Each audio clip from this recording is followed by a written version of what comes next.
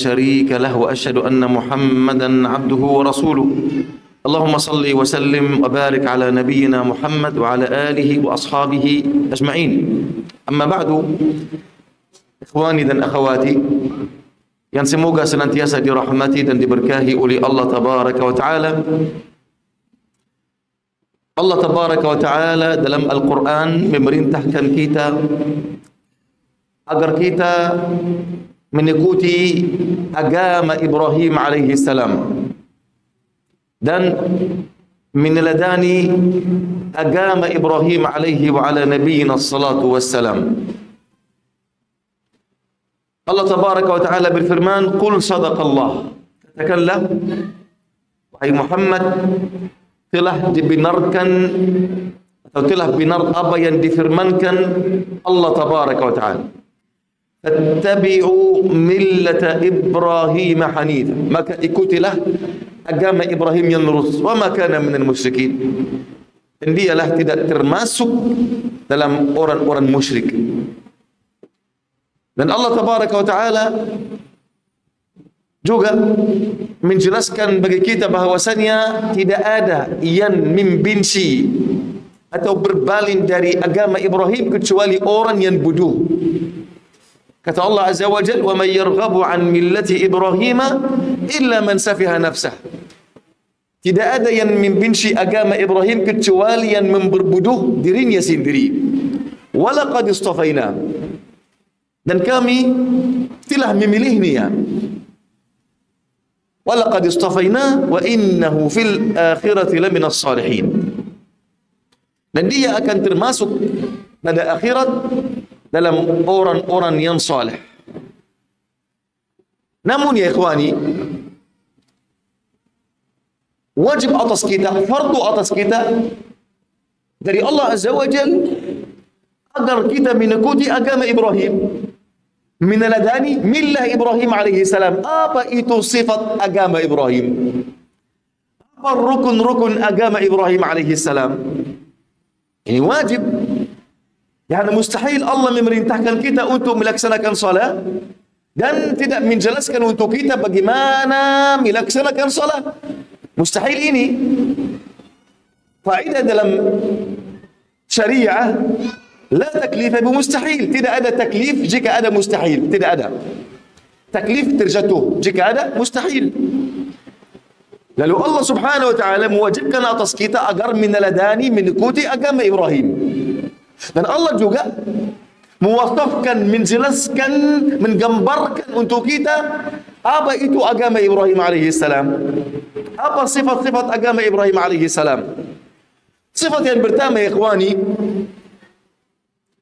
berserah diri secara full kepada Allah, kepada perintah Allah, kepada larangan Allah, kepada takdir Allah Jalla Jalaluh. Mohon maaf, saya kasih mukaddimah sebelum kita masuk ke dalam apa? 10 hari pertama bulan Zulhijjah. Karena kajian kita sampai jam 12. Oke? Saya sudah makan sebelum kajian. Artinya panjang kajian kita. Setuju atau tidak?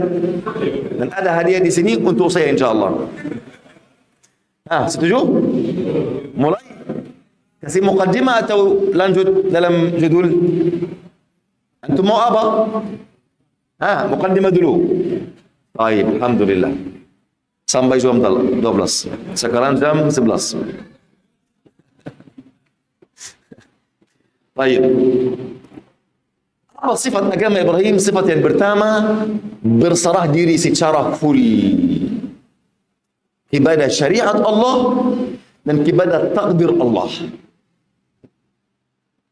Secara full. Tidak pernah protes sama sekali. Tidak pernah menolak sama sekali. Walaupun perintah ini sangat-sangat besar. Ridha terhadap takdir Allah Azza wa Jalla. Walau takdir ini cobaan luar biasa. Karena itu beliau sukses. Karena itu para sahabat Nabi sukses.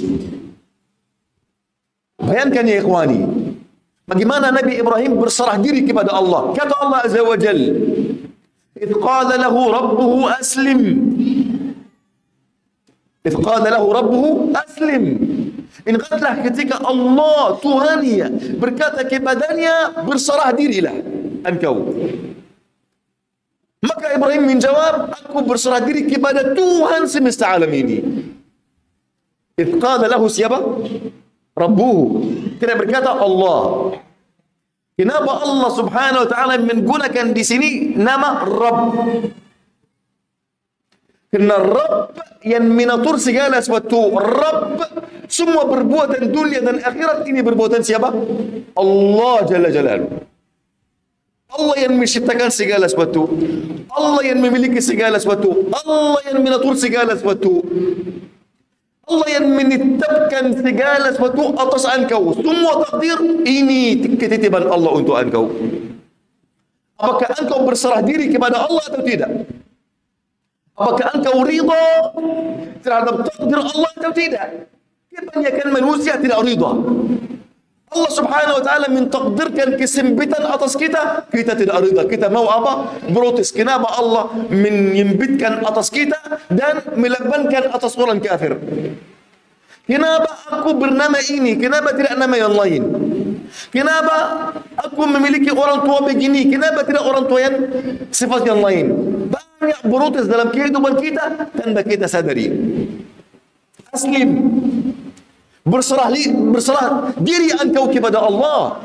Berserah diri engkau kepada takdir Allah, kepada syariat Allah, kepada perintah Allah, kepada larangan Allah secara full. Karena engkau adalah hambanya Allah Jalla Jalaluhu. Seorang hamba itu tidak boleh bergerak atau diam. Tidak boleh mengeluarkan nafasnya atau menghembuskan nafasnya kecuali dengan izin Allah Jalla Jalaluhu. Ini secara hamba Allah Tabaraka wa Ta'ala. Aslim. Berserah diri engkau. Kata beliau, aku berserah diri kepada Allah Jalla Jalaluhu. Bayangkan bagaimana beliau berserah diri kepada Allah Tabaraka wa Ta'ala. Jika Allah memerintahkan Ibrahim agar meletakkan istrinya, anaknya yang kecil, pada salah satu tempat limbah Makkah, tidak ada kecuali batu-batu saja, gunung-gunung saja, dan matahari dan langit dan bumi. Tidak ada manusia, tidak ada hewan, tidak ada air, tidak ada tanaman. Beliau membawa anaknya dari negeri Iraq ke negeri Makkah, membuat mereka di sana. Mau kembali ke Iraq. Subhanallah. Istrinya berkata, wahai Ibrahim, apakah engkau meninggalkan kami di sini? Tidak jawab. Satu kali, dua kali, tiga kali. Akhirnya istrinya berkata, wahai Ibrahim, apakah Allah yang memerintahkan engkau? Beliau berasrat, iya. Kata istri ini, Allah mustahil melintarkan kami. Mustahil membiarkan kami. Silahkan pergi. Subhanallah. Semua langkah untuk wanita ini ditetapkan di sejarah dunia sampai ditetapkan di Al-Quran Al-Karim sebagai rukun untuk kita yang ingin berhaji atau berumrah. Sa'i antara Safa dan Marwah. Ini perbuatan siapa? Hajar alaihi salam. Ini minum dari Zamzam. Ini perbuatan siapa? Barakah untuk anak kecil ini Ismail alaihi salam. Bayangkan ini barakah jika engkau berserah diri kepada syariat Allah, kepada takdir Allah Azza wa Jalla. Ini gambar luar biasa. Jika ada perintah untuk engkau meletakkan anak engkau di padang pasir, tidak ada seorang pun. Jika engkau rida, dia tidak rida. Jika dia rida, engkau kasih sayang, tidak bisa. Faham ya ikhwani? Ini salah satu gambaran. Gambaran yang kedua, jika Allah memerintahkan Ibrahim alaihi salam agar menyembelih anaknya yang kecil ini, hanya satu-satunya saja yang dimiliki Ibrahim alaihi salam. Ibrahim tidak protes sama sekali. Ibrahim hampir menyembelih anaknya. Subhanallah, tunduk secara full, tidak berfikir apakah benar atau tidak, tidak berfikir, tidak mundur sama sekali. Ini namanya berserah diri. Hingga Allah Azza wa Jalla menurunkan wahyunya, sudah engkau membenarkan mimpi engkau. Perbuatan ini jadi syariat sampai hari kiamat. Kurban. Semua orang menyembelih kurban, harus engkau tahu, engkau mengikuti millah siapa? Ibrahim alaihi salam. Dan sebenarnya bukan hanya engkau menyembelih kurban, engkau menyembelih hawa nafsu engkau untuk Allah, supaya hati engkau, jiwa engkau murni untuk siapa? Untuk Allah Jalla Jalaluh. Serah diri kepada Allah. Bahkan beliau, istrinya, anaknya saja di sana. Allah suruh Ibrahim dan Ismail agar membangun rumah Allah. Membangun rumah untuk siapa? Tidak ada seorang pun di sana. Harus tunduk. Sebagaimana Nabi Nuh alaihi salam, jika Allah memerintahkan Nuh alaihi salam untuk membangun, untuk membuat sebuah kapal di mana? Di padang pasir. Tidak ada sungai, tidak ada laut, tidak ada air. Kapal harus ada air. Afwan, jika ada perintah Allah, menghentikan akalmu. Jadikan akalmu tunduk untuk perintah Allah.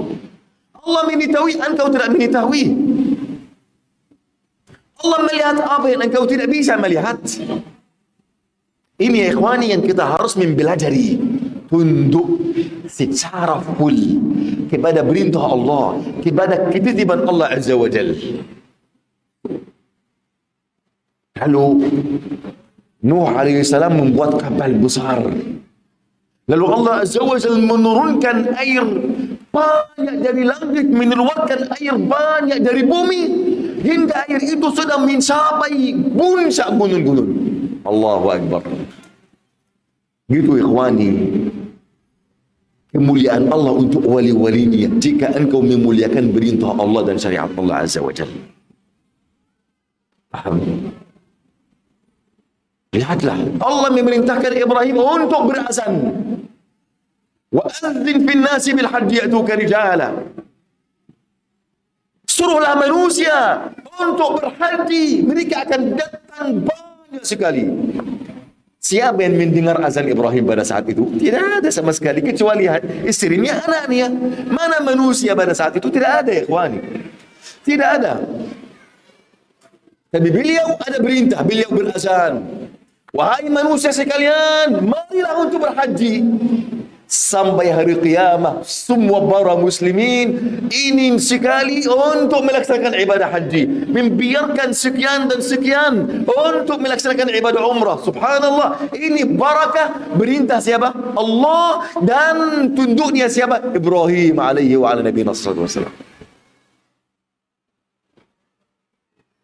Ini sifat yang pertama, tunduk secara full kepada Allah, kepada syariahnya, kepada ketitibannya, takdirnya ya ikhwan, kepada takdir Allah. Oleh kerana itu ya ikhwani, kerana itu Allah berfirman, wa idh ibtala Ibrahim rabbuhu bikalimatin fa'atammahunna. Ingatlah ketika Allah menuji Ibrahim dengan beberapa kalimat, beberapa perintah, fa'atammahunna. Lalu Ibrahim alaihi salam menyempurnakannya, lulus di semua ujian tersebut.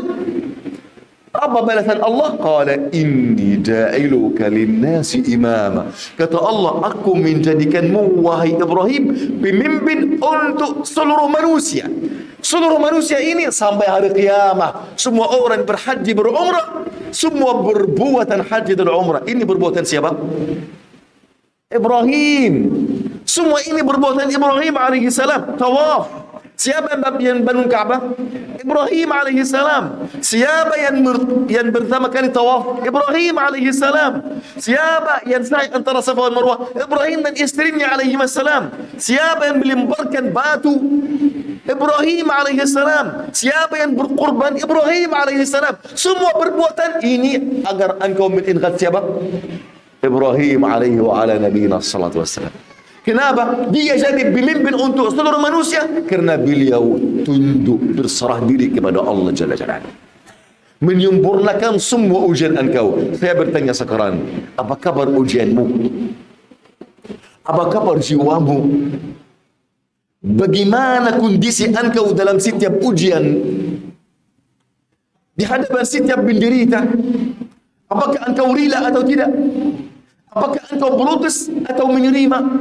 Apakah engkau rida terhadap ketetapan Allah bagi engkau atau tidak? Apakah engkau tunduk di hadapan setiap perintah Allah atau memilih apa yang sesuai dengan hawa nafsu engkau? Apa kondisi kita, ikhwani? Ini sifat agama Ibrahim yang pertama. Sifat yang kedua, beliau berada di atas tauhid yang murni, menjauhi dari segala kesyirikan. Ibrahim pemimpin semua orang yang bertauhid. Imamul Hanifiyah Samha, pemimpinnya segala orang yang bertauhid. Kata Allah, wa ma kana minal musyrikin. Ibrahim itu tidak termasuk dalam orang-orang musyrik. Tidak pernah membuat kesyirikan sama sekali. Alaihi wa ala nabiyina salatu wassalam. Oleh karenanya ya ikhwani, engkau harus mengikuti millah Ibrahim.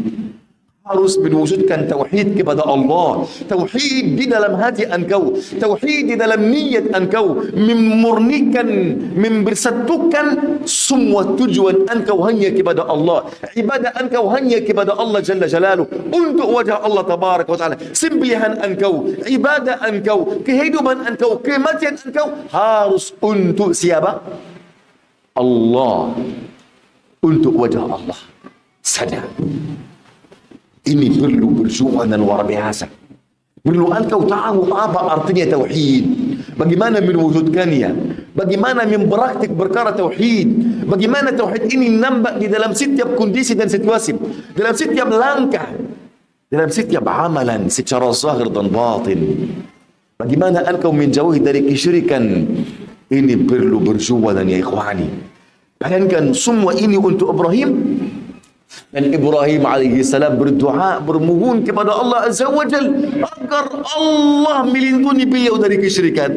Kata Ibrahim, wajnubni wa baniya an na'budal asnam. Lindungilah aku dan anak-anak aku agar tidak menyembah berhala-berhala. Ya Rabb. Ibrahim takut, Ibrahim khawatir. Ibrahim ayahnya para nabi, Ibrahim Khalilullah, kekasih Allah, takut, khawatir. Apa kondisi hati kita terhadap masalah ini? Apakah engkau jamin engkau tidak jatuh ke dalam kesyirikan sebelum engkau mati? Atau tidak? Kita harus beribadah antara takut dan harap dan cinta Allah Azza wa Jalla. Takut kita melaksanakan maksiat, takut kita terjatuh ke dalam kesyirikan, takut kita melakukan riya, takut kita melakukan hal yang dibenci Allah dan Rasulnya, dan harap Allah menerima amalan-amalan kita ya ikhwan. Ini kondisi yang harus kita berada di atasnya. Takut dan harap dan cinta. Cinta mendorong engkau, takut mencegah engkau untuk tidak melaksanakan hal yang dibencikan Allah atau diharamkan Allah dan Rasulnya. Harap agar engkau tidak rasa ujub, tidak berbangga-bangga, tidak bersandar atas amalan engkau kerana engkau tidak jamin apakah amalan itu diterima atau tidak. Ini ya ikhwan, sifat yang kedua apa? Tauhid, menjauhi dari segala kesyirikan. Dan ini perlu perjuangan seumur engkau mempelajari bagaimana engkau mewujudkan tauhid. Apa contoh-contoh untuk orang yang segala kehidupannya atas tauhid, yaitu segala para nabi dan rasul, segala para sahabat nabi, segala para imam, para ulama, bagaimana mereka mati atas husnul khatimah, bagaimana mereka sudah mewujudkan tauhid kepada Allah, bagaimana mereka menjauhi dari kesyirikan. engkau harus mempelajari kisah-kisah para rasul dan para nabi dan para imam dan para awliya. Jika tidak, mustahil. Walaupun engkau mempelajari 1000 buku tauhid, mustahil akan mewujudkannya. Harus ada teladan baik untuk engkau. Oleh kerana itu, kata Allah Azza wa Jalla, wa kullan naqussu 'alaika min anba'ir rusuli ma nuthabbitu bihi fu'adak. Wa kullan naqussu 'alaika min anba'ir rusul. Wahai Muhammad, kisah-kisah para rasul yang kami ceritakan kepada engkau agar kami meneguhkan hati engkau. Meneguhkan hati engkau atas tauhid. Meneguhkan hati engkau atas kebaikan.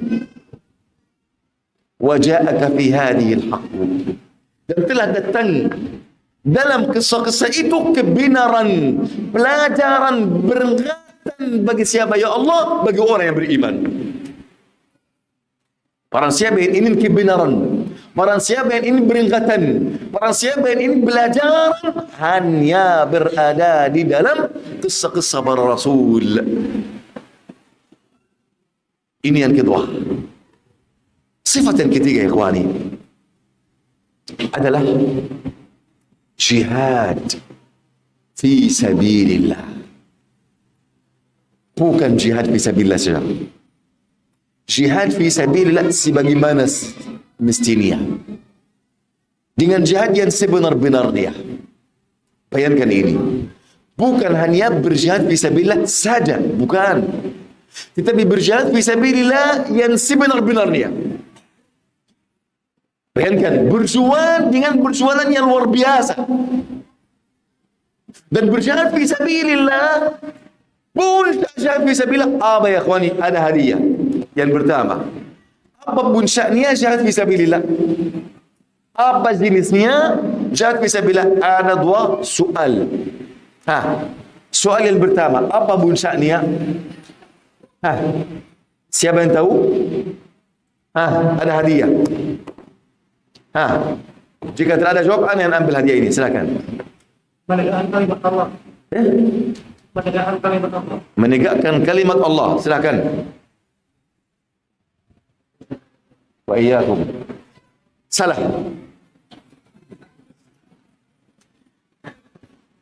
Tapi tidak salah besar, salah sedikit. Dekat. Apa puncaknya jihad fi sabilillah. Baik, sebelum ini, apa jenis-jenis jihad fi sabilillah? Mudah sekali. Siapa yang tahu? Ada hadiah yang lain? Silakan. Menuntut ilmu agama. Silakan. Ini sifat yang pertama atau syahadat yang pertama, menuntut ilmu agama. Yang kedua,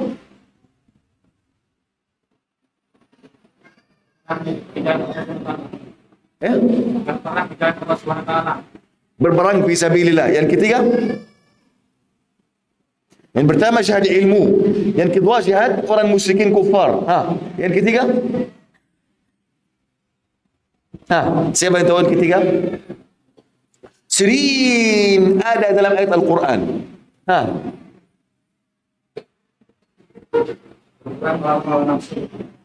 Berperang hawa nafsu. Masya Allah. Silakan.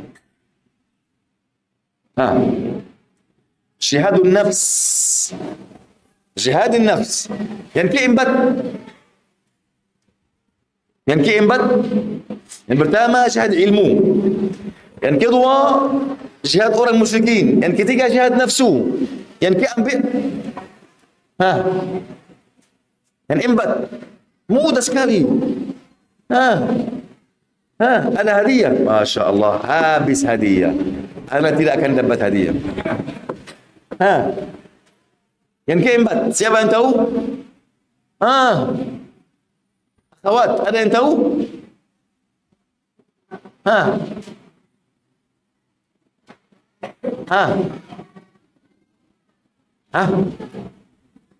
Tidak ada yang tahu? Apa? Berbakti kepada Orang tua, Masya Allah, silakan. Ini keempat, berbakti kepada orang tua. Yang kelima,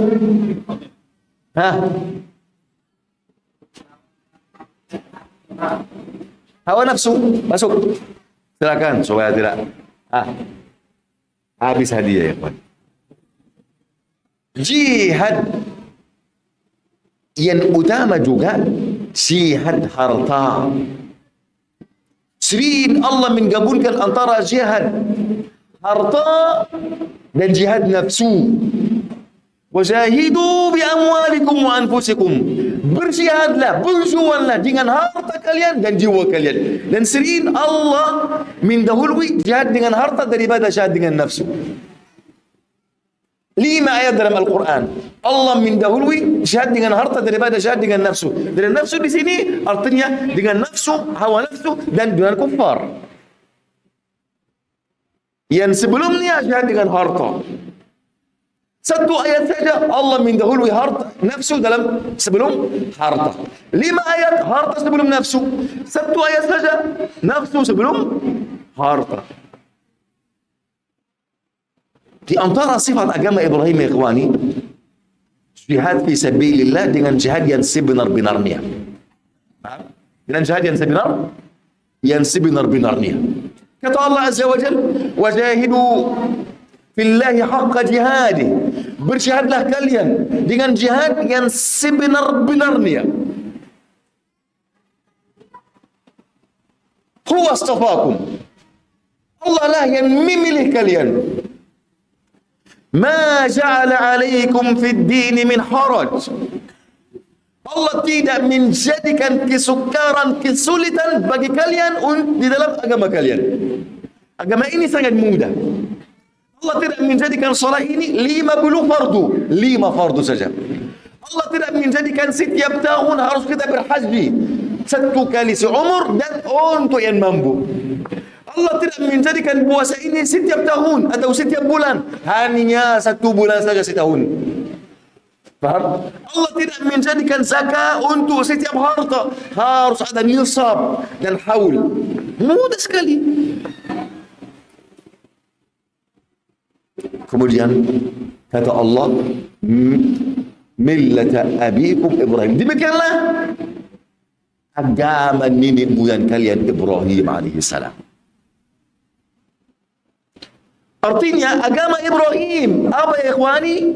Jihad fi sabilillah dengan sebenar-benarnya. Jika engkau menuntut ilmu, ini pun sya'nya jihad fi sabilillah. Kata Allah, wala tuti'il kafirina wajahiduhum bihi syahadan kabira. Jihadlah, janganlah engkau mengikuti orang musyrik, orang kafir, dan berjuanglah mereka dengan Al-Quran dengan jihad yang besar. Artinya menuntut ilmu ini jihad fi sabilillah. Engkau harus tahu ini. Setiap langkah ke masjid untuk hadir majlis ilmu ini fi sabilillah. Oleh kerana itu setiap langkah engkau berada di atas sayap para malaikat. Engkau duduk di majlis ilmu, ada malaikat turun khusus untuk beri istighfar untuk engkau. Ada malaikat khusus turun untuk mendengar nasihat kita. Jumlah mereka sampai arsy Allah. Tidak bisa dihitung kecuali oleh Allah. Mereka beristighfar untuk engkau, berdoa kebaikan untuk engkau selama engkau duduk di majlis ini. Di akhirnya di majlis ini ada balasan terbaik dari Allah, yaitu kata Allah, kumu maghfuran lakum. Berdirilah kalian dengan ampunan dari Allah. Buddilah sayyi'atukum hasanat. Aku mengganti keburukan kalian dengan kebaikan. Ya Allah. Siapa yang paling beruntung di antara kita ya ikhwani? Siapa? Siapa? Yang paling maksiat, yang paling banyak maksiat. Yang maksiatnya banyak sekali. Karena jika dia mempunyai 1 juta maksiat, Allah memberikannya 1 juta kebaikan dan menghapuskan semua maksiat ini. Jika ada yang punya 2 maksiat saja, dia ambil 2 kebaikan. Bayangkan ini Rasulullah. Yang pertama, menuntut ilmu ini harus dengan serius, dengan rajin. Janganlah engkau apa? Dengan malas, atau jika ada waktu engkau hadir, tidak ada waktu engkau apa? Engkau mencari uzur supaya tidak hadir di sana atau di situ. Jangan. Jadi setiap hari engkau harus ada majlis ilmu. Jika engkau menuntut ilmu, engkau dalam jihad. Jika engkau berjihad, harus mengikuti millah Ibrahim. Wajahidu fillahi haqqa jihadi. Berjihadlah kalian dengan sebenar-benarnya. Jika engkau ingin bersedekah, berinfak, harus dengan sebenar-benarnya. Harus dari sedekah yang engkau cintai. Harus dari harta yang engkau sangat sukai. Bukan dari harta yang buruk atau sisa harta yang engkau meremehkan. Jangan, engkau muamalah bersama Allah. Jika engkau berjuang untuk berbakti kepada orang tua, harus sebenar-benarnya. Jika engkau berjuang untuk beribadah kepada Allah, harus sebenar-benarnya. Ini millah Ibrahim alaihi salam. Dari millah Ibrahim ini, ikhwani, ada banyak sifat yang lain. Tapi cukup sampai ini karena dekat azan Isya. Hampir jam 11:30 kan?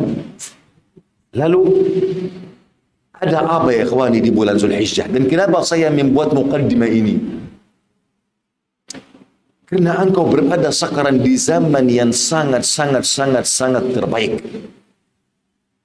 Di hari-hari yang sangat dicintai Allah, yang sangat diagungkan Allah, yang sangat dimuliakan Allah. Kata Rasulullah SAW, ma min ayamin, tidak ada hari-hari, al-amalu salihu fihinna, yang mana perbuatan yang baik dalamnya lebih sukai, lebih agungkan Allah daripada hari-hari yang lain, yaitu 10 hari pertama bulan Zulhijjah. Salat fardu yang berada di hari-hari itu lebih baik pahalanya daripada salat fardu di hari-hari yang lain. Perbuatan sunnah yang engkau melakukan pada hari-hari itu lebih agung di sisi Allah pahalanya daripada perbuatan sunnah di hari-hari yang lain. Zikir yang berada pada waktu ini lebih agung di sisi Allah daripada zikir yang berada di zaman-zaman yang lain. Semakin engkau mengagungkan 10 hari ini, semakin Allah mengagungkan engkau. Semakin engkau tahu bagaimana kondisi ketakwaan engkau. Kata Allah, "Dzalika wa man yu'azzim sya'air Allah fa innaha min taqwal qulub." Demikianlah para siapa yang mengagungkan, memuliakan syiar-syiar Allah, maka itulah tanda ketakwaan hatinya. Bagaimana kita mengagungkan, memuliakan syair Allah Azza wa Jal 10 hari ini ya ikhwani, kita akan serius di dalamnya. Kita akan melaksanakan ibadah dengan ihsan kepada Allah Jalla Jalaluh. Salat fardu harus kita membaguskan, menyempurnakan salat fardu. Nafilah harus kita menyempurnakan nafilah dengan ihsan kepada Allah Jalla Jalaluh. Harus mengetahui ini. Allah bukan menciptakan kita untuk beribadah saja. Beribadah saja salah. Siapa yang jawab? Kenapa Allah menciptakan kita? Ada hadiah.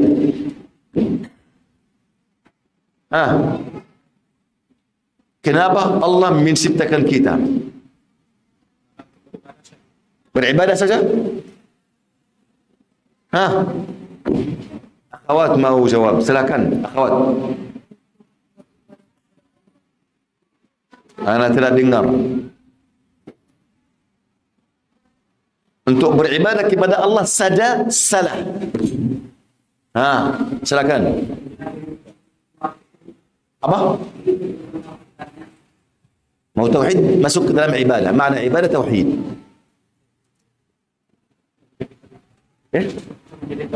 Untuk menjadi khalifah ini tugas. Tujuan utama. Mau khalifah ini untuk mewujudkan tujuan Allah di pada manusia. ada hal yang lain. Siapa yang tahu, kasih hadiah.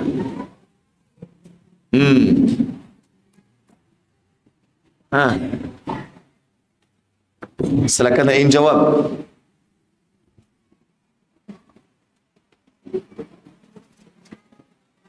Ada yang bisa jawab?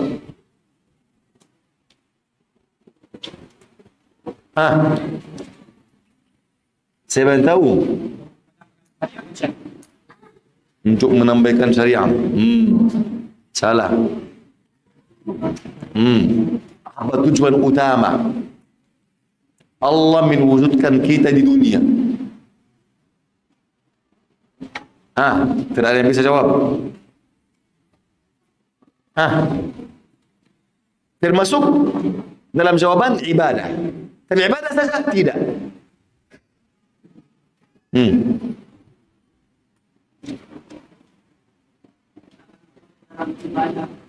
Apa?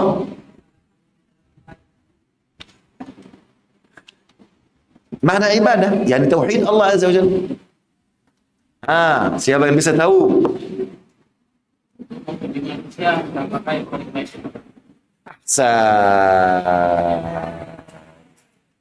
Masya Allah. Ahsan ya akhi. Ini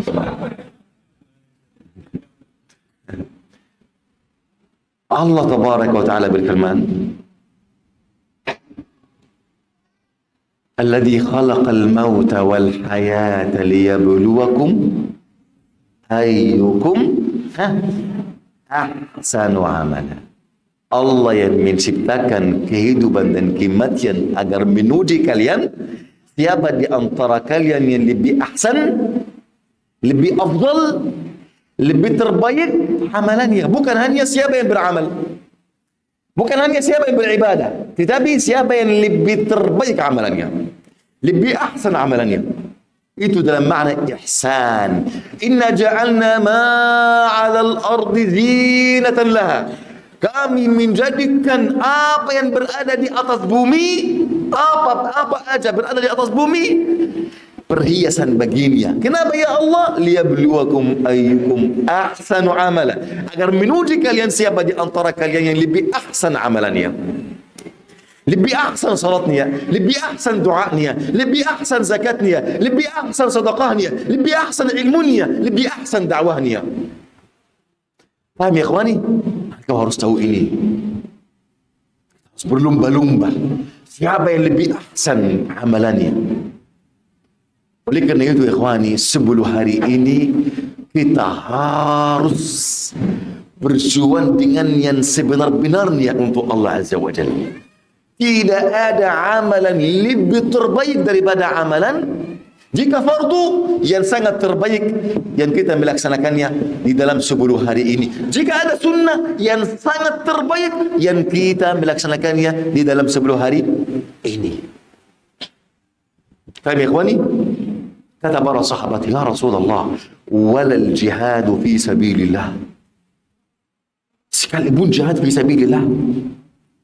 Kata Rasulullah, yang jihad fi sabilillah ini, kalau orang berjihad fi sabilillah, amalan itu lebih terbaik daripada orang yang melaksanakan ibadah di 10 hari ini. Kata Rasulullah, sekalipun jihad fisabilillah, kecuali orang yang berjihad dengan jiwanya dan hartanya dan tidak kembali dengan keduanya dengan sedikit pun. Ada apa ya ikhwan ini? Kenapa Allah memuliakan 10 hari ini? Kenapa? Apa tandanya?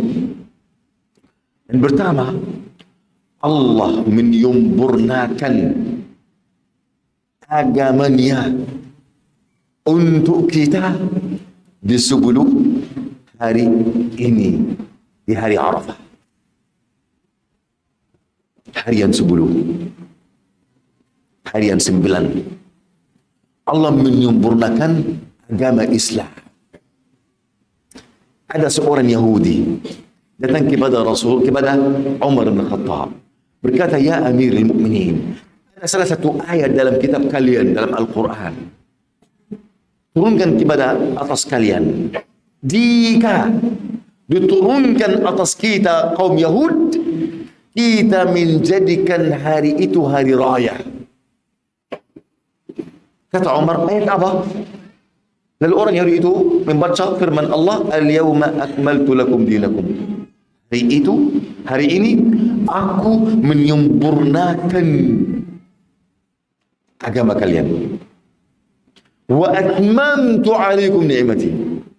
Dan kecukupan nikmatku atas kalian. Nikmat yang paling besar, waktu agama sudah sempurna. Tidak ada nikmat melebihi nikmat ini kecuali Allah meridai perbuatan engkau. Wa raditu lakum al-Islam madinah, dan aku meridai Islam sebagai agama untuk kalian. Kata Umar, aku mengetahui kapan itu turun,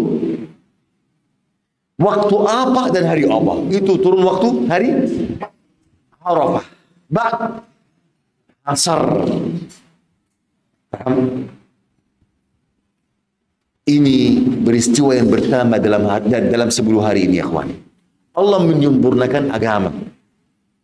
Engkau harus tahu bagaimana Allah menyempurnakan agama atas Rasulullah sallallahu alaihi wasallam. Bagaimana Allah menyempurnakan agama. Jika engkau belajar sirah nabawiyah, bagaimana Nabi berjuang keluar dari perang ke perang yang lain, dari kesulitan ke kesulitan yang lain, semua umur beliau, bagaimana para sahabat radhiyallahu anhum berjuang dengan darah mereka, dengan waktu mereka, umur mereka, keluarga mereka. Engkau akan tahu bagaimana kenikmatan Allah yang paling besar. Maka Allah menyempurnakan agama ini. Jika engkau mempelajari biografi para sahabat Nabi yang sudah mereka berangkat dari Madinah, dari Makkah ke semua dunia untuk menyebarkan agama Islam, bagaimana mereka meninggalkan tempat yang paling dicintai Allah agar mereka menyebarkan agama Islam. Engkau akan mengagungkan firman Allah, "Al-yawma akmaltu lakum dinakum." Jika engkau mengetahui bagaimana para ulama berjuang dengan sebenar-benarnya agar menjaga, agar menghafal, agar mendengar satu hadis atau satu ayat, maka engkau akan memuliakan firman Allah, hari ini kesempurnakan agama untuk kalian. Paham? Gitu ikhwani. Ini peristiwa yang pertama. Peristiwa yang kedua, Allah juga menyempurnakan nikmatnya atas Nabi Musa alaihi wa ala nabiyina salatu wassalam. Nabi Musa, ya ikhwani, Allah menurunkan Taurat, kitabnya Musa atasnya di 10 hari pertama bulan Zulhijjah. Dan sebelum Allah tabaraka wa ta'ala menurunkan atau menyebutkan hal ini, Allah menyebutkan firman-Nya, wa idh ja'alna wa idh najjaynakum wa idh anjaynakum min ali fir'auna yasumunakum su'al 'adab. Dan ingatlah ketika kami, wahai Musa, ketika kami menyelamatkanmu dan kaummu dari siksaan Fir'aun dan tentaranya, yang mana mereka membunuh anak-anak laki kalian dan membiarkan hidup anak perempuan kalian. Dan dalam demikian kesiksaan yang sangat besar, cobaan yang sangat besar dari Tuhan kalian. Wa idh wa'adna Musa 30 lailah. Dan ingatlah ketika kami menjanjikan kepada Musa 30 malam. 30 malam agar apa, ya ikhwani? Agar beliau menerima Taurat dari Allah, dari langit. Dan beliau membawa banyak dari orang yang mulia dari kaum Musa, agar mereka bersaksi waktu Taurat turunnya kepada Musa, dan waktu Musa berbicara langsung kepada Allah di Gunung Saina, Tur. Kata Allah, wa atmamnaha bi'ashr, dan kami menyempurnakannya dengan 10 malam lagi. Akhirnya Allah menentukan waktu ini 40 malam. 40 malam terjatuh di hari apa? Hari Arafah. Hari Arafah. Ada apa di 10 hari ini ya ikhwani? Selain itu, ada hari Arafah. Hari yang mana Allah Azza wa Jalla berbangga-bangga di hadapan para malaikat dengan hambanya. Allah turun di langit yang pertama. Allah sangat dekat kepada hambanya. Allah mengampuni dosanya semua. Orang yang berhaji. Hari yang mana Allah Azza wa Jalla membebaskan banyak orang dari neraka Jahannam. Semoga Allah Azza wa Jalla dengan kemuliaannya dan rahmatnya membebaskan kita semuanya, semua kita dari api neraka dan berikan untuk kita surga Firdaus tanpa hisab dan adab. Amin ya rabbal alamin. Oleh kerana itu ikhwani, sudah azan Isya kan? Sudah lama kan? Masya Allah. Baik, kita dengar azan Isya, kemudian lanjut insyaAllah sampai jam 12. Barakallahu fikum. Wassalamualaikum warahmatullahi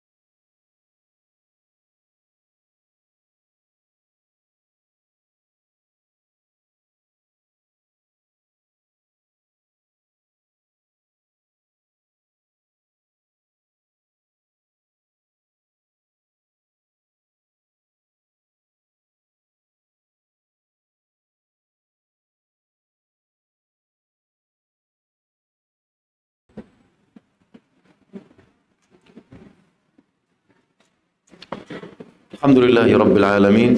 Wa asyhadu an la ilaha illallah wahdahu la syarika lah. Wa asyhadu anna Muhammadan abduhu wa rasuluh.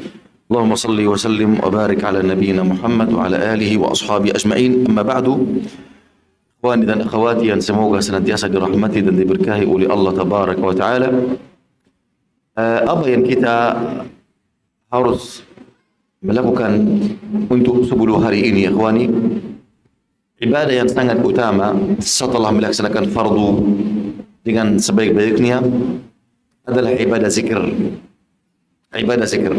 Allah memuliakan 10 hari ini dalam Al-Quran, dalam firman-Nya, wal fajri wa layalin ashr.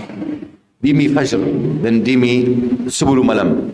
Kata Abdullah ibn Abbas dan Ikrimah dan yang lain, 10 malam ini artinya 10 hari pertama bulan Zulhijjah.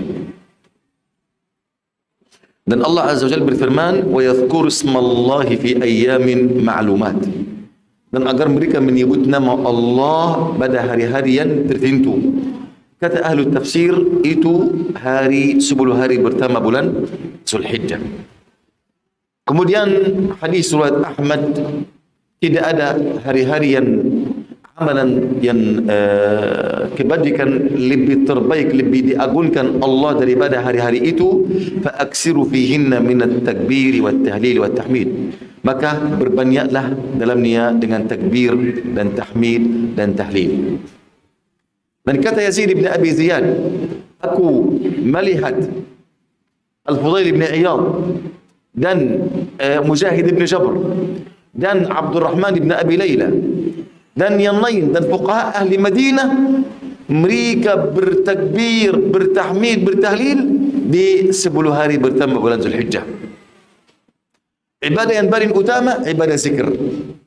Ibadah zikir baik untuk orang yang berhaji atau orang yang tidak berhaji. Zikir. Zikir ini ibadah yang sangat diagungkan Allah, yang sangat dimuliakan Allah Azza wa Jalla. Mungkin ada orang berkata, aku memilih berpuasa. Puasa amalan baik. Tapi amalan yang lebih terbaik pada hari-hari itu zikir. Zikir ya ikhwan. Antum mungkin menakjubkan jika saya mengatakan tidak pernah Nabi melaksanakan ibadah puasa di 10 hari ini. Baik Nabi maupun sahabat Nabi tidak pernah puasa. Tidak ada hadis sahih pun ya bahwa Nabi SAW tetap berpuasa di 10 hari pertama bulan Zulhijjah. Tidak berarti engkau tidak berpuasa. Silahkan mau berpuasa silahkan, karena puasa ini termasuk ke dalam amalan salih. Kata Rasulullah, ma min ayamin al-amalu salihu fihinna. Tidak ada hari-hari yang amalan kebaikan itu di dalamnya lebih baik di sisi Allah daripada hari-hari yang lain, yaitu 10 hari itu. Termasuk ke dalam amalan salih. Puasa, mau puasa silahkan. Tapi saya bicara tentang apa? Amalan yang ditentukan oleh syariat, yaitu zikir yang pertama. Alas. Taban itu setelah amalan fardu seperti apa? Haji untuk orang yang bisa untuk melaksanakan ibadah haji atau umrah di 10 hari ini. Amalan yang kedua, amalan yang kebaikannya untuk orang lain. Seperti sedekah. Seperti sedekah. Sedekah ini atau amalan yang sangat terbaik ya ikhwani, bukan amalan yang berkaitan engkau saja. Salat, kebaikannya untukmu atau untukmu dan orang lain? Untukmu saja. Zikir untukmu dan atau untuk orang lain? Untukmu saja. Gitulah amalan yang sangat terbaik jika kebaikannya berpindah kepada orang lain, seperti sedekah. Seperti sedekah ya ikhwan. Paham? Dan sedekah yang paling terbaik yaitu sedekah jariyah. Sedekah jariyah. Bagaimana kondisi sedekah jariyah? Karena umur engkau itu terbatas. Nafas engkau itu terhitung. Kata Allah, innama na'uddu lahum 'adda. Sungguhnya kami menghitung nafas mereka bernafas-nafas. Jika nafas mereka habis yang ditentukan Allah, sudah engkau akan meninggal dunia. Paham? Jika umur engkau ada batasan baginya. Jika nafas engkau ada batasan baginya, amalan engkau juga sangat sedikit, tidak bisa menyelamatkan engkau. Tidak mampu untuk mengantarkan engkau ke pintu surga, bukan masuk untuk pintu surga saja. Oleh karena itu, orang yang pandai, yang mengalirkan amalan kebaikan supaya dia terus menerus mengalir setelah dia meninggal dunia, walaupun sedikit, tidak ada masalah. Sedikit di mata engkau dan dia akan dibesarkan di mata Allah Azza wa Jalla. Sebagaimana Nabi SAW bersabda, "Ma tasaddaqa muslimun," tidak ada seorang muslim bersedekah dari harta yang baik walaupun setengah biji kurma, kecuali Allah akan menambil harta itu dengan tangan kanannya. Allah akan memelihara sedekah tersebut hingga pada hari kiamat akan seperti gunung Uhud. Setengah biji kurma akan seperti gunung Uhud. Ya Allah. Yani mungkin orang bersedekah dengan betul seperti ini, tapi di sisi Allah akan ditulis engkau bersedekah dengan sungai, seperti sungai Siak dari awal sampai akhir. Ya Allah, bagaimana batasan pahalanya? Tidak ada orang yang mengetahui kecuali Allah. Supaya engkau paham ini, semua amalan ada batasan baginya kecuali amalan sedekah. Pahalanya tidak bisa dihitung ya ikhwani. Nabi SAW bersabda, man ihtabasa farasan fi sabilillah, barang siapa memelihara sebuah kuda fi sabilillah, kuda wakaf untuk Allah karena iman kepada Allah, membenarkan janji Allah, kecuali air kencingnya, minumannya, keturunannya, makanannya akan di dalam timbangan kebaikannya pada hari kiamat. Subhanallah. Ini kuda tersekaran, orang menwakafkan satu orang untuk menuntut ilmu. Ada seorang dari para muslimin miskin, ada Allah berikannya kelebihan harta. Wahai si fulan, ayolah anta wakaf untuk saya. Semua umur engkau atas saya, semua kebutuhan engkau, keluarga engkau atas saya. Yang penting engkau fokus untuk belajar ilmu. Ya Allah, wallahi ya ikhwah, umat kita tidak akan teguh atas kebaikan kecuali kita mulai melakukan hal seperti ini. Menwakaf tanah untuk Allah, menwakaf satu tiang di dalam masjid untuk Allah. Tidak harus engkau membangun semua masjid, tidak bisa. Bisa buat satu batu dalam masjid, bisa buat satu keramik dalam masjid, bisa buat satu tiang di dalam masjid. Subhanallah ya ikhwani, gitu orang yang ingin ada investasi untuk akhirat. Masalah wakaf ini masalah yang menghidupkan umat kita. Kapan umat kita sudah umat yang paling dihina? Kenapa ikhwani? Karena tidak ada masalah wakaf ini tidak tersebar seperti dahulu. Dahulu ummah membawa mesin-mesin. Paham? Ada min wakaf bina. Dalam kalau engkau membelajar masalah wakaf dalam sejarah Islam, ada min wakaf bina untuk para menuntut ilmu. Ada min wakaf kertas untuk para menuntut ilmu. Ada min wakaf pakaian setiap tahun, pakaian untuk setiap orang menuntut ilmu. Ada masalah 10, ada 5 pakaian untuk dia setiap tahun. Ada min wakaf rumah untuk para menuntut ilmu. Ada min wakaf sekolah. Wakaf ini banyak sekali, luas sekali ya ikhwan. Bahkan yang masalah wakaf ini yang aneh sekali yang saya baca, ada seorang yang wakaf rumahnya untuk wanita yang berkelahi sama suaminya atau dicerai oleh suaminya. Wakaf rumah untuk mereka. Tahu kenapa? Karena wanita ini yang marah, yang sedih, yang diusir, yang berkelahi sama suaminya. Jika dia pergi kepada orang tuanya, apa yang terjadi? Masalah akan dibesarkan. Atau mungkin orang tuanya itu tidak ada di negeri ini atau sudah meninggal. Jika wanita ini tidak ada yang melindungi mereka, apa yang terjadi untuk mereka? Akan senjata di tangan syaitan. Bahkan ada yang menwakaf makanan untuk hewan, kucing dan anjing. Masalah wakaf ini kalau engkau mempelajari luar biasa ya ikhwani. Luar biasa. Bayangkan kalau engkau menwakafkan satu orang menuntut ilmu atau satu orang da'i kepada Allah Azza wa Jalla. Semua kebutuhannya atas engkau. Semua perjuangan mereka, semua nafas mereka, semua kotoran mereka, semua makanan mereka, minuman mereka, semua petunjuk yang tersebar oleh mereka akan di dalam timbangan kebaikan engkau. Semua orang yang memperbaiki ibadahnya, akidahnya oleh mereka di dalam timbangan kebaikan engkau. Tidak ada batasan bagi masalah namanya sedekah jariah. Oleh kerana itu, ikhwani, janganlah engkau meninggal dunia kecuali ada sedekah jariah. Ini orang yang pandai. Cari sedekah jariah. Jika antum di sini, alhamdulillah ada pintu terbuka untuk surga. Ada lahan dibebaskan untuk jadi funduk supaya orang bisa belajar syariah, Quran dan sunnah Nabi SAW. Ada amalan lebih agung daripada itu. Faham? Jika engkau mampu, silakan. Jika engkau mampu menwakafkan berapa orang menuntut ilmu sampai mereka selesai menuntut ilmu atau sampai mereka mati, engkau harus lakukan. Yani anak datang kepada saya, salah seorang kaya sekali, menganis sekali. Kenapa? Saya ingin sekali anak saya itu jadi alim. Tapi ternyata anaknya nakal. Saya bilang sama dia, Pak, anak engkau tidak mau sama sekali. Tapi anak para muslimin banyak.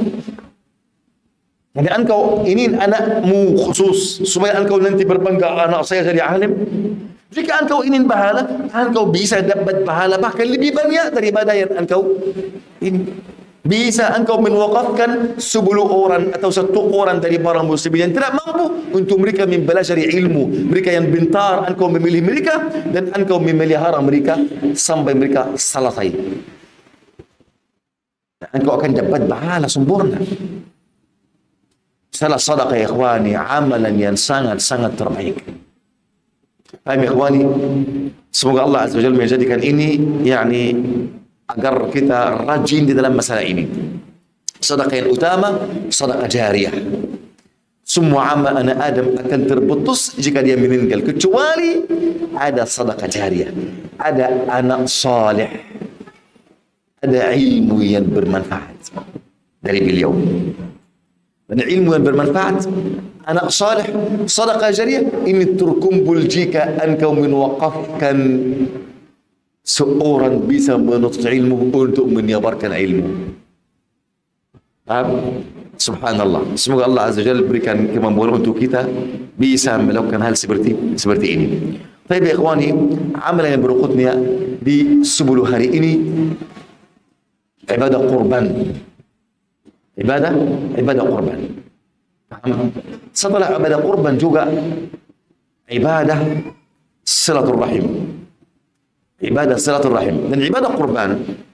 Ada yang berkata harus kita membagi ini sepertiga.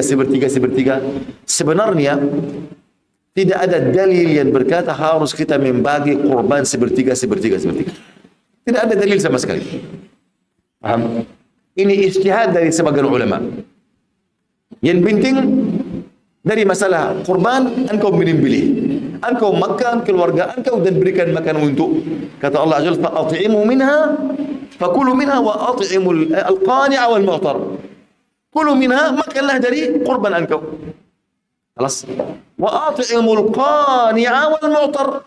At'imul qani'a, orang yang malu miskin dan tapi malu untuk minta, engkau harus berikan. Paham? Terkadang ada orang bagikan kubun, orang malu untuk dia bagi ke masjid, ana mau daging saya. Ini tidak bagus. Janganlah engkau menghinakan mereka. Engkau silahkan ada seorang sama anta bisa membagi ke rumah mereka supaya engkau menjaga kemuliaan mereka. Tapi engkau kasih mereka kubun, silahkan yang ini daging datang. Ini tidak bagus sama sekali kalau ada seperti ini.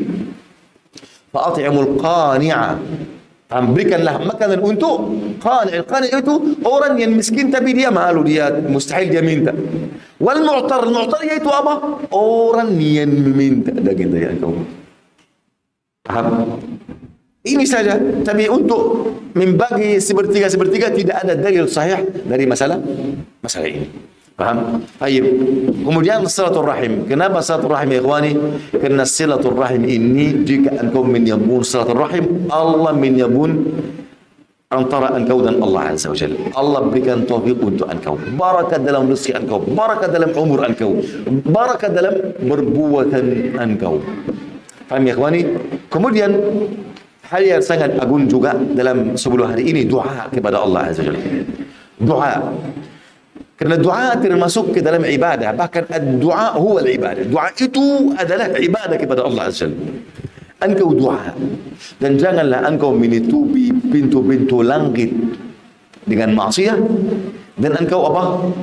Merasa terlambatannya terkabulnya doa. Engkau harus pandai. Engkau sebelum engkau berdoa, engkau istighfar, taubah. Jika bisa sedekah sebelum doa, sedekah. Supaya engkau apa? Melaksanakan amalan kebaikan. Setelah engkau berdoa, engkau memuji Allah Subhanahu wa taala dengan nama-nama dan sifat-sifatnya, kemudian engkau meminta dari Allah Azza wa Jalla. Terus menerus. Terus menerus. Doa yang sangat agung juga di hal ini. Kata Allah Azza wa Jal, "Fala tazlimu fihinna anfusakum." Hal yang agung dalam 10 hari ini, janganlah engkau menzalimi diri engkau. Jangan menzalimi diri engkau dengan maksiat. Jangan menzalimi diri engkau dengan meninggalkan taat kepada Allah Azza wa Jal. Fala tazlimu fihinna anfusakum. Bentuk kezaliman kepada diri sendiri untuk melakukan maksiat atau meninggalkan ketaatan kepada Allah Tabaraka wa Taala. Semoga Allah Azza menjadikan apa yang kita sampaikan itu bermanfaat untuk kita semua. Amin amin ya rabbal alamin. Tayyib, kita buka berapa menit ke depan untuk yang ingin bertanya, silakan.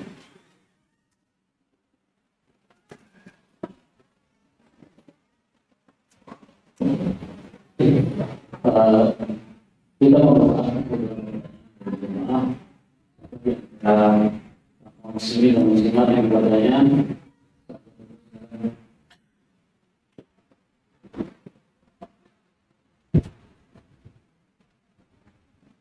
Assalamualaikum Ustaz. Assalamualaikum warahmatullahi wabarakatuh. Saya mau bertanya nih Ustaz, masalah wakaf. Kita kan mewakafkan tanah kan Ustaz. Bulan pertama, bulan kedua itu diambil sama pengurus. Diambil uang aslinya sama pengurus.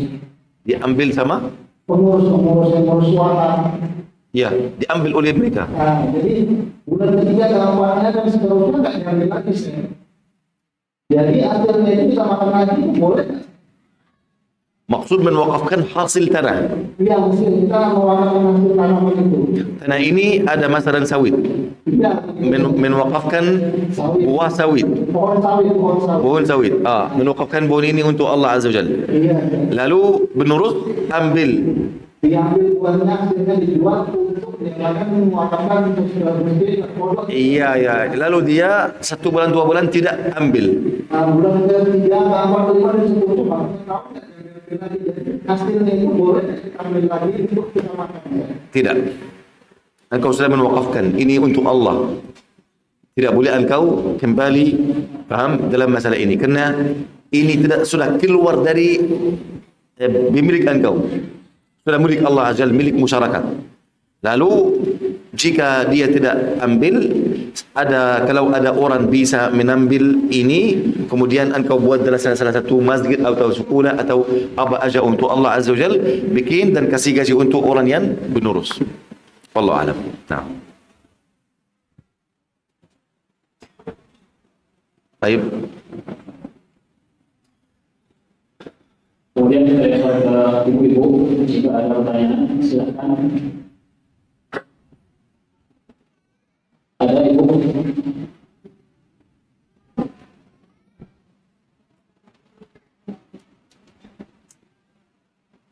Ada yang ingin bertanya?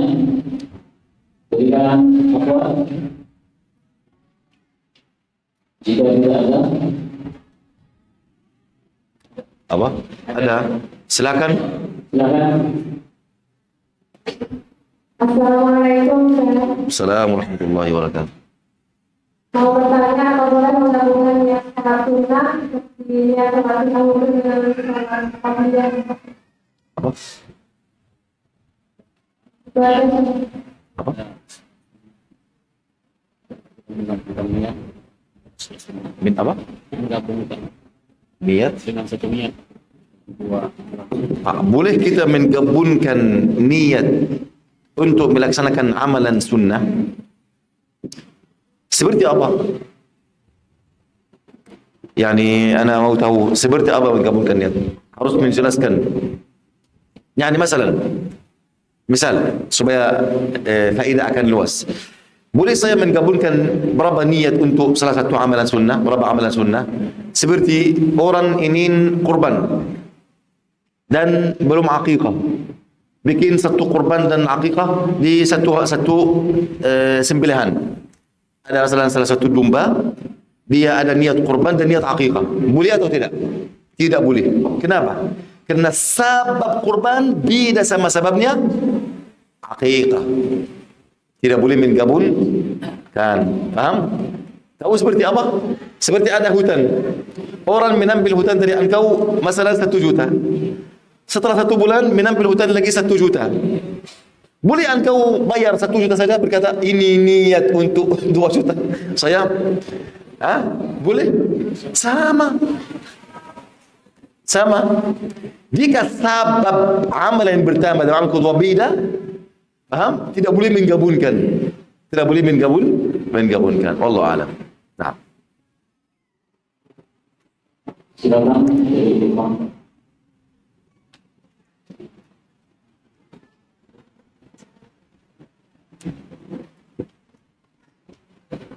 Assalamualaikum warahmatullahi wabarakatuh.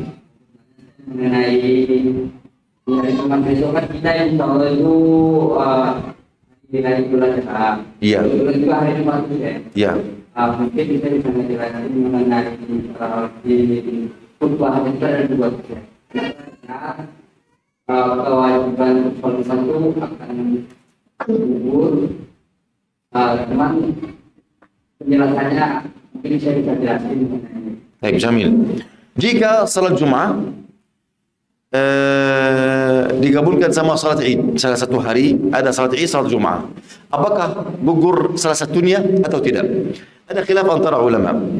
Ada pendapat yang pertama berkata harus salat Jumat, harus salat Id.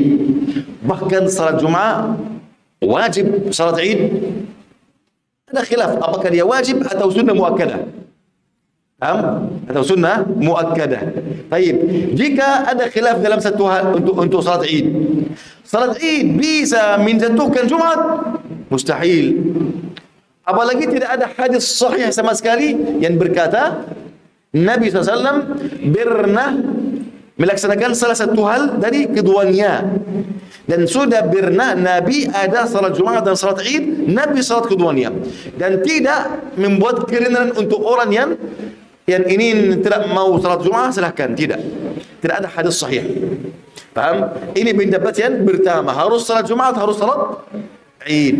Pendapat yang kedua berkata, jika engkau melaksanakan salat Id, boleh engkau salat Jumat ini salat zuhur saja dan salat di rumah engkau. Paham? Ini pendapat yang kedua berdasarkan hadis-hadis yang salah. Hadis-hadis yang salah, yang di dalamnya Nabi salat Id kemudian berkata barang siapa yang ingin Jumat silakan, yang tidak ingin silakan. Nabi kasih keringanan. Tapi hadis ini munkar, syaz, namanya salah. Yang benar Nabi salat keduanya dan tidak pernah berikan keringanan untuk orang yang tidak mau salat Jumat. Ini yang benar, wallahu alam. Kita salat Id dan salat Jumat Falas dalam waktunya, bahkan salat Jumat ini lebih kuat daripada salat Id. Salat Id ada khilaf, tidak ada khilaf di dalam salat Jumat bahwasanya dia wajib. Tapi ada khilaf dalam apa? Salat Id, apa hukumnya? Apakah wajib atau mustahab atau sunnah? Tapi salat Jumat tidak ada khilaf. Ini yang pertama. Yang kedua, tidak ada hadis sahih menggugurkan salat Jumat. Paham? Lalu kita wajib salat Id dan salat Jumat, wallahu taala a'lam. Ya. Orang yang berkorban 10 hari pertama kita itu tidak boleh bapak. Ya. Apa hukum memotong kuku dan rambut untuk orang yang ingin berkurban jika ada hilal Zulhijjah? Ada hadis riwayat Ummu Salamah radhiyallahu anha, barang siapa yang ingin berkurban dan sudah ada tiba hilal Zulhijjah, maka dia tidak boleh menambil dari kukuhnya atau rambutnya sampai dia berkurban. Ini hadis riwayat Muslim dari Ummu Salamah radhiyallahu anha. Hadis ini bertentangan sama hadis riwayat Aisyah. Riwayat Aisyah dalam Bukhari dan Muslim. Aisyah radhiyallahu anha berkata, saya menyiapkan hadi kurban Rasulullah yang akan mengutusnya ke Makkah. Sembelihan. Kemudian membuat perhiasan di atasnya. Dan Nabi tidak pernah mengharamkan apa yang diharamkan atas orang yang berhaji. Seperti apa? Seperti buat parfum atau jima atau menambil dari rambutnya atau kukuhnya. Hadis Aisyah radhiyallahu anha bertentangan sama hadis Ummu Salamah. Ada sebagian muhaddisin berkata hadis Ummu Salamah ini mauquf. Mauquf artinya pendapat Ummu Salamah.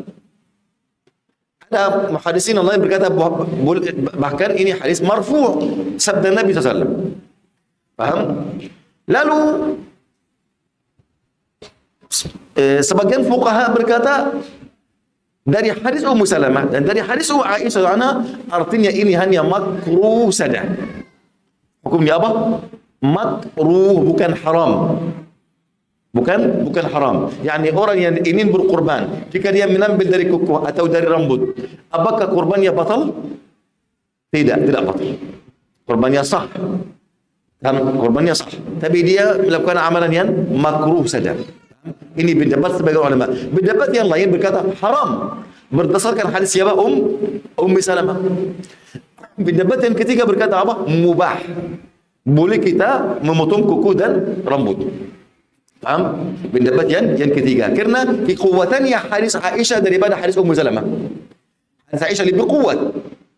Yaitu Nabi menutus kurbannya ke Makkah untuk disembelih di Makkah dan Nabi tidak mengharamkan apa yang diharamkan oleh orang yang berihram, yang berhaji. Paham? Sedangkan dan ulama sebagai tentang hadis Aisyah dan sedangkan hadis Ummu Salamah ulama khilaf. Apakah hadis ini mauquf atau mauquf atas Ummu Salamah atau marfu'? Bahkan ada yang berkata Ummu Salamah radhiyallahu anha memahami perintah ini salah. Perintah ini terjatuh untuk orang yang berihram, yang ingin berhaji. Paham? Ya, artinya ada khilaf antara ulama dalam hadis Ummu Salamah. Oleh kerana itu ada tiga pendapat yang kuat wallahu a'lam yang berkata boleh kita menambil dari rambut atau kuku bagi orang yang ingin berkurban. Wallahu taala a'la wa a'lam. Nah.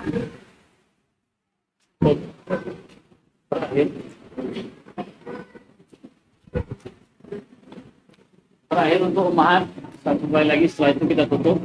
Silakan jika ada.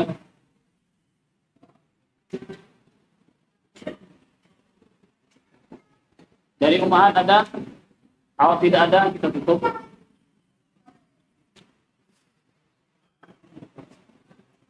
Ya, silakan. Assalamualaikum warahmatullahi wabarakatuh. Ya. Kita berubah yang biasa kita sholat, apakah dengan masjid yang kita jauh? Karena ini Ustaz, makanya kalau kita mencoba ini kan, kalau berubah itu dia di masjid kan. Berubah itu hewannya itu di masjid. Apa? Hewannya itu penyembelihannya di masjid. Iya. Jadi ada beberapa ekor kan nanti sekitar itu dibagi semua. Nah, bukan yang kedua kita ditanya apakah lebih afdal masjid yang dekat rumah atau yang jauh?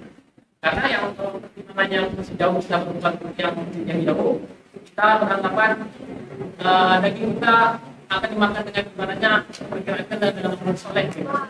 Dengan orang soleh. Kalau yang di perkumpulan kita ibaratnya ya karena kalau setiap kurban kita nggak berkurban dapat juga. Paham saya? Saya usaha untuk paham. Maksudnya masjid dekat dengan rumah kita atau yang lain jauh. Kata lebih afdal ini tergantung maslahatnya. Tidak ada nas berkata yang lebih afdal yang dekat atau jauh. Tidak ada nas. Artinya ini tergantung kepada maslahahnya. Masalahnya yang sekitar masjid yang dekat rumah ini ada banyak korban mencukupi mereka, paham? Yang masjid yang jauh, masalah korban di sana sedikit dan jumlah rakyat di sana banyak, kita kasih sana lebih miskin, paham? Lebih miskin, wallahu alam. Karena masalah korban, siapa yang memilih apakah engkau atau kita kasih ke masjid atau ada panitia? Tidak ada nas ini namanya ijtihad. Ini namanya ijtihad. Lalu apa yang masalahnya lebih tinggi engkau memilih. Wallahu a'lam. Nah. Taib, afwan ya ikhwani, jika ada kesalahan dari saya atau ada kekurangan dari saya, paham? Atau saya sudah janji sampai jam 12, tapi saya melihat Ba'dar sudah ngantuk, lalu sampai dia masuk ke kamar di belakang tidur, paham? Lalu kita berhenti sini. Semoga Allah Azza wa Jalla menjadikan apa yang kita sampaikan ini di timbangan kebaikan kita semua, melindungi kita semua. Amin amin ya rabbal alamin. Jazakumullahu khairan wa barakallahu fikum. Wassalamualaikum warahmatullahi wabarakatuh.